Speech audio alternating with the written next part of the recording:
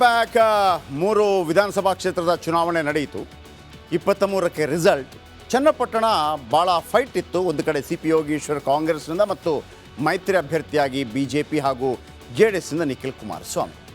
ಇವತ್ತು ಸೈನಿಕ C P Yogeshwar ಮಾತಾಡ್ತಾ ಜಮೀರ್ ಅವರ ಒಂದು ಹೇಳಿಕೆ ನಮಗೆ ಎಫೆಕ್ಟ್ ಆಗಿದೆ. ದೇವೇಗೌಡರೇನು ಸಾಮಾನ್ಯನಾ, ಸೋಲು ಗೆಲುವು ಇದ್ದದ್ದೇ ಅಲ್ವಾ ಅಂತ ಹೇಳಿಕೆ ಕೊಡೋ ಮುಖಾಂತರ ಸೋಲು ಒಪ್ಕೊಂಡ್ಬಿಟ್ರಾ ಅನ್ನುವಂಥ ಅನುಮಾನ ಕಾಡ್ತಾ ಇದೆ ಒಂದು ಕಡೆ. ಮತ್ತೊಂದು ಕಡೆ ಇನ್ನೊಂದು ಅನುಮಾನ ಕೂಡ ಕಾಡ್ತಾ ಇದೆ. ಅದನ್ನು ಆಮೇಲೆ ಹೇಳ್ತೀನಿ. ಈ ಸ್ಟೋರಿ ನೋಡಿ.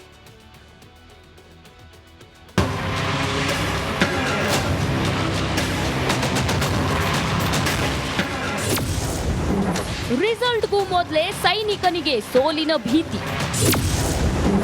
ಸಿಪಿ ಯೋಗೇಶ್ವರ್ಗೆ ಮುಳ್ಳಾಯ್ತ ಜಮೀರ್ ಮಾತು.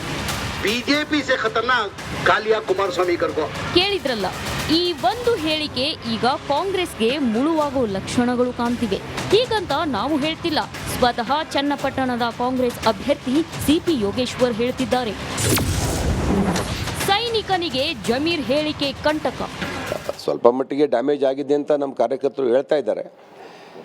ಯಾರು JDSನ ಭಾಳಷ್ಟು ಜನ ಯುವಕರು ನನ್ನ ಮೇಲೆ ಪ್ರಭಾವಿತರಾಗಿ ನನಗೆ ಓಟ್ ಹಾಕಬೇಕು ಅಂತ ಇದ್ದರು, ಅವರು ಸ್ವಲ್ಪ ಘಾಸಿಗೆ ಒಳಗಾಗಿದ್ದಾರೆ. ಒಂದಷ್ಟು ಪರ್ಸೆಂಟೇಜ್ ಅಂತ ಹೇಳ್ತಾ ಇದ್ದಾರೆ. ನೋಡಬೇಕು ಏನೇನಾಗಿದೆ ಅಂತ ಗೊತ್ತಾಗಲ್ಲ. ಜಮೀರ್ ಮಾತು ಮತಗಳ ಮೇಲೆ ಎಫೆಕ್ಟ್. ಒಳಸಂಚು ಉಪಚುನಾವಣೆಗಳಲ್ಲಿ ನಡೆಯಲ್ಲ. ಜಮೀರ್ ಅವರು ಕೂಡ ಭಾಳಷ್ಟು ಮತಗಳನ್ನು ಕ್ರೋಢೀಕರಣ ಮಾಡೋ ಪ್ರಯತ್ನದಲ್ಲಿ ಮಾಡಿದ್ದಾರೆ. ಅವ್ರ ಮಾತಿನ ರಭಸದಲ್ಲಿ ಒಂದಷ್ಟು ಹಳೆಯ ಸ್ನೇಹ ವಿಶ್ವಾಸಕ್ಕೆ ಮಾತಾಡಿರ್ಬೋದು. ಅದು ಮಾಧ್ಯಮಗಳು ಅದನ್ನು ಪ್ರಮುಖವಾಗಿ ಅದನ್ನು ಪ್ರಚಾರ ಮಾಡಿ ರಾಜ್ಯದಲ್ಲಿ ಅದನ್ನು ದೊಡ್ಡ ಸುದ್ದಿ ಮಾಡಿ ಮತದಾರರ ಮೇಲೆ ಪ್ರಭಾವ ಬೀರ್ತಕ್ಕಂಥ ವಿಶ್ಲೇಷಣೆ ಕೂಡ ಮಾಡಿಬಿಟ್ಟು ಭಾಳ ಜನ ನಾನು ಸುದ್ದಿ ವಿಶ್ಲೇಷಣೆ ಮಾಡೋರು ಕೂಡ ಹೇಳಿದ್ರು ಅದ್ರ ಬಗ್ಗೆ. ಸೋಲಿಸಿ ಅವ್ರನ್ನ, ಯಾರು ಜಮೀರ್ ವಿರುದ್ಧ ಹೇಳಿಕೆ ಕೊಟ್ಟವ್ರನ್ನ ಸೋಲಿಸಬೇಕು ಮತದಾರರು ಅಂತ. ನೋಡೋಣ ರಿಸಲ್ಟ್ ಬರುತ್ತಲ್ಲ, ನೋಡೋಣ. ಫಲಿತಾಂಶ ಏನು ಬೇಕಾದರೂ ಆಗಬಹುದು. ಅದು ಎರಡು ಪಕ್ಷಗಳು, JDS ಮತ್ತು BJP. ಇಲ್ಲಿ ನಂದು ಮತ್ತು ಕಾಂಗ್ರೆಸ್ಸು ಎರಡೂ ಸಮಬಲ ಇದೆ. ಈಗೂ ಆಗ್ಬೋದು, ಆಗ್ಬೋದು. 50-50. ಇನ್ನೇನಿದ್ರೂ ಈ 23ಕ್ಕೆ ಯಾರ ಕೊರಳಿಗೆ ವಿಜಯಮಾಲೆ ಅನ್ನೋದು ಗೊತ್ತಾಗಬೇಕಿದೆ. ಅದಕ್ಕೂ ಮುನ್ನವೇ ಸೈನಿಕ ಶಸ್ತ್ರತ್ಯಾಗ ಮಾಡಿದ್ರ ಅನ್ನೋ ಅನುಮಾನ ದಟ್ಟವಾಗಿದೆ. ಮಹದೇವಸ್ವಾಮಿ, ರಿಪಬ್ಲಿಕ್ ಕನ್ನಡ, ರಾಮನಗರ. ಮುಡಾ ಹಗರಣದಲ್ಲಿ ಇವರು ತಮ್ಮ ಅಧಿಕಾರವನ್ನು ದುರುಪಯೋಗ ಪಡಿಸಿಕೊಂಡಿರಬಹುದು ಅಂತ ದುರುಪಯೋಗ ಪಡಿಸ್ಕೊಂಡು 14 ಸೈಟಿಗೆ ಇವರು ಫೋನ್ ಮಾಡಿ ಹೇಳಿದ್ದಾರೆ ದುರುಪಯೋಗ.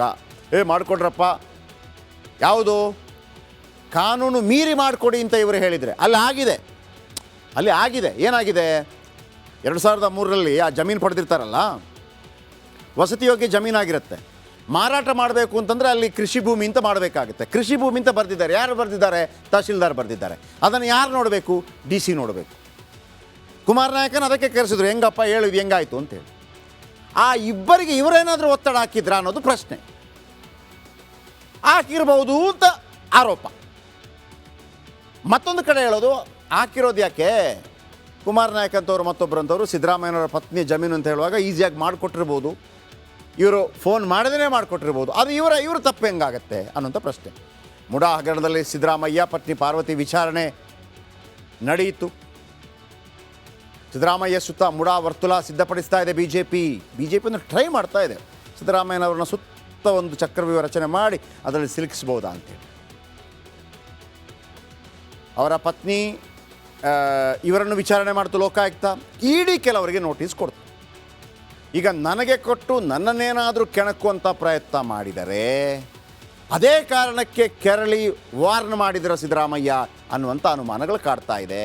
ಬೇರೆ ಬೇರೆ ಅನುಮಾನಗಳು ಕಾಡ್ತಾ ಇದೆ. ನನ್ನನ್ನು ಮುಟ್ಟಿದ್ರೆ ಕಾಂಗ್ರೆಸ್ಗೆ ಹೇಳಿದ್ರಾ? ಕಾಂಗ್ರೆಸ್ಗೆ ಹೆಂಗೆ ಹೇಳೋಕ್ಕೆ ಸಾಧ್ಯ? BJPಗೆ ಹೇಳಿದ್ರಾ? ಹೇಳಿರಬಹುದೇನೋ, ಕಾಂಗ್ರೆಸ್ಗೆ ಹೇಳಿರಬಹುದೇನೋ ಅನ್ನುವಂಥ ಅಂತೆಕಂತೆಗಳಿದೆ. ಮುಂದಕ್ಕೆ ಹೋಗೋಣ. CM ಸಿದ್ದರಾಮಯ್ಯ ಎಷ್ಟಿದ್ರೂ ಕೂಲಾಗಿರ್ತಾರೆ. ಆದರೆ ನಿನ್ನೆಯಿಂದ ನೀವು ನೋಡಿ ಕೆರಳಿ ಕೆಂಡಾಮಂಡಲವಾಗ್ತಾ ಇದ್ದಾರೆ. ನನ್ನ ಮುಟ್ಟಿದರೆ ಜನ ಸುಮ್ಮನಿರಲ್ಲ ಅಂತ ಮೊದಲು ವಾರ್ನ್ ಮಾಡಿದರು. ಈ ಎಚ್ಚರಿಕೆ ಕಾಂಗ್ರೆಸ್ ಹೈಕಮಾಂಡ್ಗೆ ಮಾಡಿದ್ರೆ, ನನ್ನನ್ನು ಮುಟ್ಟಿದರೆ ಜನ ಸುಮ್ಮನಿರಲ್ಲ, ಅಂದರೆ ನನ್ನನ್ನು ಕೆಳಗಿಳಿಸಿದ್ರೆ ಜನ ಸುಮ್ಮನಿರಲ್ಲ ಅಂತ ಹೇಳಿದ್ರೋ, ಅಥವಾ ಇಡಿ ಮುಖಾಂತರ ನೀವು ಕುಮಾರ್ ನಾಯಕ್ಗೆ, ನನ್ನ ಆಪ್ತ ನಾಯಕಿಗೆ ಮತ್ತೊಬ್ಬರಿಗೆ ನೋಟಿಸ್ ಕೊಟ್ಟು ಹೆದರಿಸಿದಂಗೆ ನನಗೇನಾದರೂ ನೋಟಿಸ್ ಕೊಟ್ಟು ಅರೆಸ್ಟ್ ಗಿರೆಸ್ಟ್ ಮಾಡುವಂಥದ್ದಾದರೆ ಜನ ಬಿಡೋದಿಲ್ಲ ಅಂತ BJP ಹೈಕಮಾಂಡ್ಗೆ ಸವಾಲು ಹಾಕಿದ್ರ. ಆದರೆ ಕೋಪಿಸ್ಕೋತಾ ಇದ್ದಾರೆ, ಮೂರು ಬಾರಿ ಕೋಪಿಸ್ಕೊಂಡ್ರು. ಯಾಕೆ ಈ ಕತೆ ಹೇಳ್ತಾ ಇದ್ದೀನಿ ಬನ್ನಿ ನೋಡೋಣ.